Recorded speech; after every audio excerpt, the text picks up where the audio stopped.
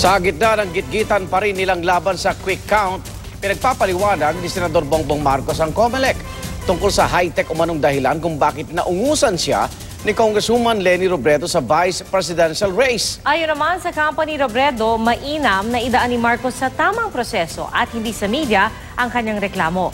Saksi si Sandra Aguinaldo.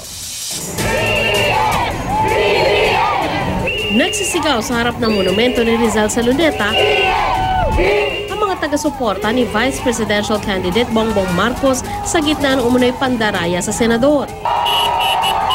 Yan ay sa kabila ng panawagan ni Marcos sa mga taga-suporta na huminahon. Nagtungo sa PPCRB headquarters sa mga kinatawan ni Marcos para obserbahan ang quick count.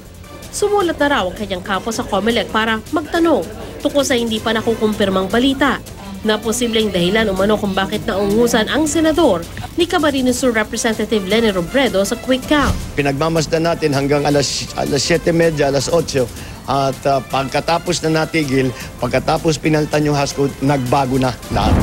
Nakuha raw nilang impormasyong ito mula sa isang accredited observer na hindi nila pinangalanan. Pero hindi madetalya ng Marcos camp kung sino ang nagpalit ng computer command, paano ito nagawa at sino ang nag-utos sa kanya. Sino nagbago yung hash code? Vice Presidential race lang po ba yun? Hindi. Pati ang presidential, nagbago yung ranking. Same time. Sir, yung presidential, ito yung part na naging number 2 si Marrojas. Are you referring to that, sir? Yes. If you remember, it happened at the same time. Panalo rin daw si Marcos sa mga sarili nilang exit polls o yung pagtatanong sa ilang mga tapos ng bumoto kung sino ang kanilang pinili. Sabi naman ni Robredo kahapon, siya ang nanalo sa sarili naman nilang quick count. Hindi malinaw kung base sa transparency server ang kanilang bilang o survey, kung saan lalamang daw ng 200,000 si Robredo. Sabi ng kampo ni Robredo sa kampo ni Marcos, hindi sa media kundi sa tamang proseso dapat idaan ang reklamo. Kung sinasabi nila na nagkaroon ng new script or computer command at about 7:30 p.m., nais po namin bigyang linaw na umaakyat pa ho ang boto ni Senator Marcos pagkatapos ng 7:30 p.m.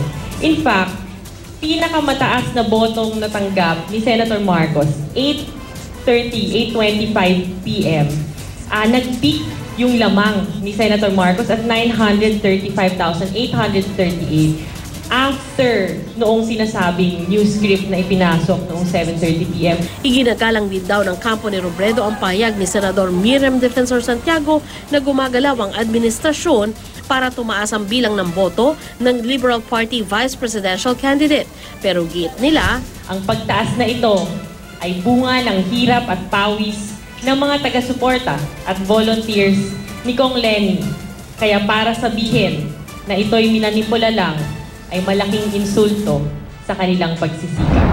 sinisika pa naming hinga ng pahayag ang nag-concede na si presidential candidate Marrojas sa pagbanggit sa kanya ni Marcos. Ako si Sandra Aguinaldo, ang inyong saksi.